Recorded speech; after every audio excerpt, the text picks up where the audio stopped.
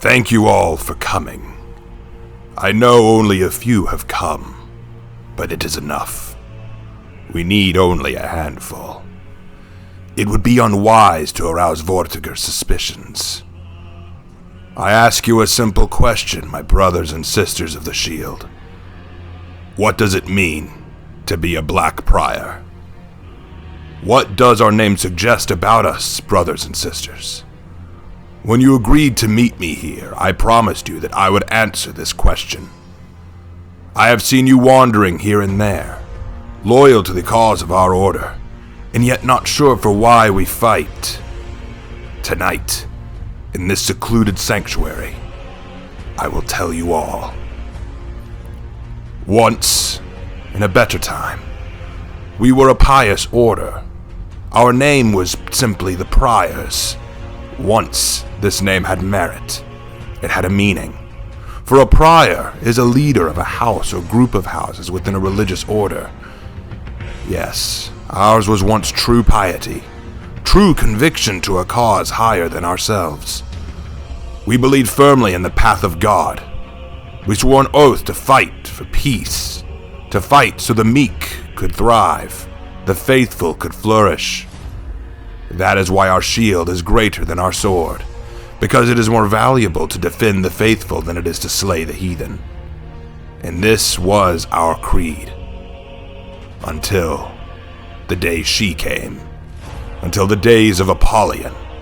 The days when our esteemed commander, Vortigern, took an oath to Apollyon, and our humble order took up weapons to rise against the world itself. Blind we were. Like Israel of old, we had turned our backs on the Lord for baser things, simpler things, and baser desires.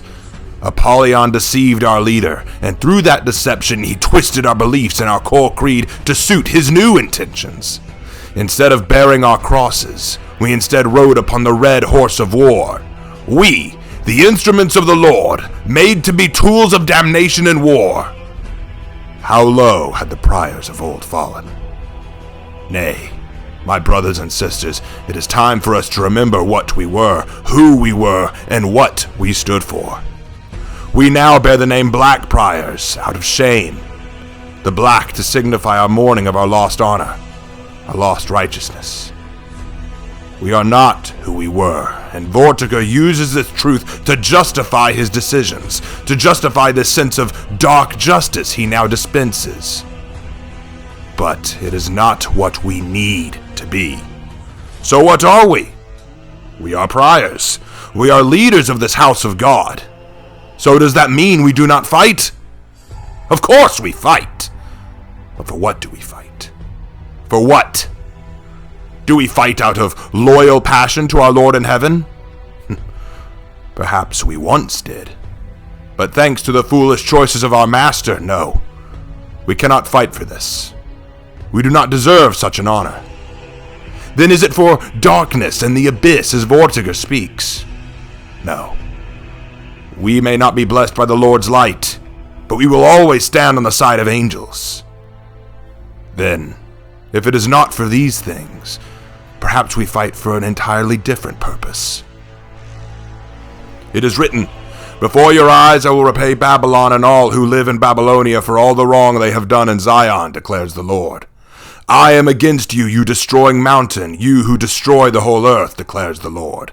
I will stretch out my hand against you, roll you off the cliffs, and make you a burned-out mountain. No rock will be taken from you for cornerstone, nor any stone for a foundation, for you will be desolate forever, declares the Lord."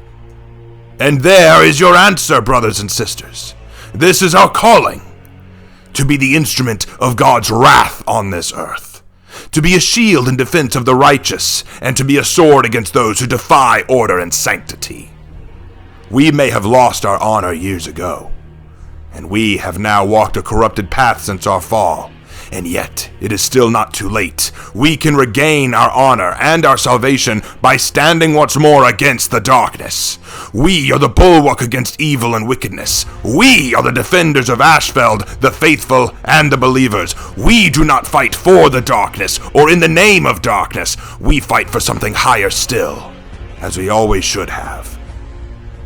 But I hear it, my flock. I know your hearts, my brothers and sisters. What proof can you offer that Vortigern is false? What evidence can you provide that we are meant to fight on the side of angels and not for the madness of Horkos or the hypocritical weakness of Chimera? What are we then, you ask me? And I shall tell you, if our name alone does not sway, then think to the codes we live by. Think to the battle cry. Ad profundis. The phrase we cry to our enemies as we cast them away from us. Ad profundis. To the abyss. The abyss is not some nebulous concept, brothers and sisters. It is a place even demons dared not to go. It is written that when a demon-possessed man was confronted by Jesus Christ himself, it is written that the demons begged Jesus not to cast them into the abyss. Lord, we beg you, do not send us into the abyss. But what waits in the abyss, my brothers and sisters? What delves within its dark and horrid depths? It is written in Revelation that it is a place of dark and foul suffering, a world of burning sulfur, torment, and damnation. But ruling over it, a single king of locusts and demons named Abaddon. Abaddon, whose name in the ancient Greek is Apollyon. Yes, my brothers and sisters, cursed by those who follow the deceiver Apollyon as her army of locusts upon the earth. Cursed be we who followed her so blindly. It was by her will that we condemned this world to endless bloodshed and war, but we knew, as you know now, that the abyss, profundis, is a bond that ties us to our true core, our true faith. That phrase that we shout so violently, so furiously to our enemies, it once held meaning that we have forgotten, and I pray we remember again. And yet, there is still more. Sindon Karit! Another one of our cries. We cry this shout to our enemies as a warning. But do you meditate on its meaning? Sindon Karit, fine linen decays. Vortigern told you once that the priors would say this as an insult, that even the finest warriors will grow weary and weak with time and air, much like linen. But this was a lie, a deception. This quote, this phrase we cry, it is a reference to our past, to our once pious beginnings. It is written also in Revelation about the church, that the bride of Christ, that fine linen, bright and clean, was given her to wear, and the linen stands for the righteous acts of God's holy people. The fine linen was the good and righteous deeds of the believers, the righteousness we once held so dear ourselves. But when we fell to Apollyon, truly the fine linen did decay. Truly, we did abandon our righteousness in favor of a darker purpose. We failed the bride, to instead bend the knee to a demon. And still more, what of the weapons you carry, my brothers and sisters? Did they not bear names themselves that tie to our roots? Brother Andres, you carry with you the Lacrimosa shield and sword. Did you not know that Lacrimosa, which means tearful, can be a title given to the Mother Mary? Sister Madeline, do you not see the Nilperos shield and sword you carry? Nilperos, which means nothing by the mouth, which stands as a warning to not speak with your words, but rather with your actions. For it is written, you will know the faithful not by their words, but by their actions. Brother Titus carries with him the Irhinwe shield and sword, a truly frightful shield to behold, is it not? For Irhinwe is the name of a demon of blood and destruction that we once all knew to fear and to avoid in olden days, when our order knew more of such things. And then there is of course Sister Theodora, who bears my favorite, the Deus Irae weapons. This phrase must become the defining phrase of our order. Deus Irae, Day of Wrath. It references our oldest scriptures and doctrines, that there is coming a day when God's wrath will be brought upon the wicked and the unrighteous. Is it not one of our proverbs in our order? Malo unduque clades, disaster awaits the wicked everywhere. We once understood these words. We quote them, we repeat them ad nauseum, as Vortigern calls us to do, and yet we do not understand their meaning as we once did. We have forgotten their meaning. We were not mere murderers of the abyss and darkness. We were speakers of God's divine message, and now we are the deliverers of his divine wrath. We are not murderers of Vortiga, Astria, or Griffin. We are more than this. We have always been more than this. Brothers and sisters of the shield, many of us once children of the cloth ourselves, or knights who felt unable to carry the weight of the chivalric code other knight orders would stand firm with. I hear you weeping in quiet lamentation. I hear you snarl and gnash your teeth at the injustice of our fates. We who were once chosen to fight for higher things, now brought down to clean up after the curses of pagans, infidels, and heathens. But it is not their fault we are brought to this state. It is ours. We trusted in the false promises and creeds of a woman who bore the name of a demon.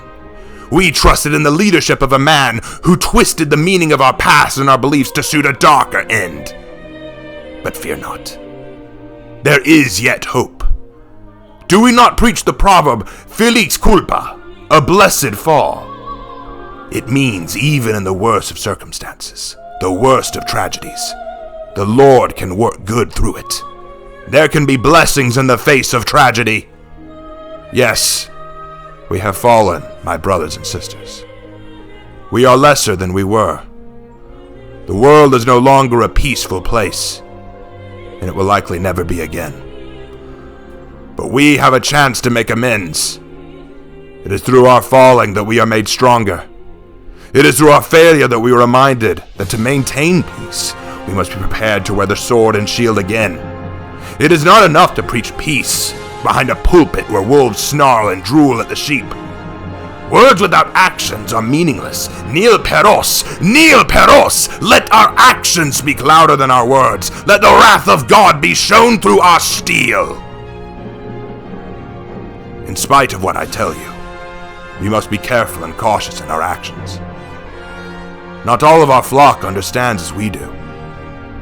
Many still adhere to the lies of Vortiga, the heresy of Astria, and the hypocrisy of Chimera. They are lost, and in time we will be the ones to lead them to remember. The Black Priors. If we are to survive, we must remember who we are, what we are. We are not apostles of darkness and evil, but instruments of wrath upon the heretics and heathens who would harm the innocents. Remember who we were. Remember for what purpose we were founded. To be the leaders of this house of God. To be defenders of Ashfeld and her people. To be tools of God's will on this world. Fallen we may be, but from the ashes of defeat we will rise again as Lazarus. We will remind Astria, Vortiga. We will remind all of Heathmore who we are. Our battle cries will shake the heavens and earth, so even Apollyon, on her throne in the abyss, will hear us and quiver. We are the instruments of God's wrath. We are the Black Priors! Would you say that of our slain comrades? What about their lives? Were they meaningless? They were not! Their memory serves as an example to us all! The courageous fallen! The anguished fallen! Their lives have meaning because we, the living, refuse to forget them! And as we ride to certain death, we trust our successors to do the same for us! Because my soldiers do not buckle or yield when faced with the cruelty of this world! My soldiers push forward! My soldiers scream out! My soldiers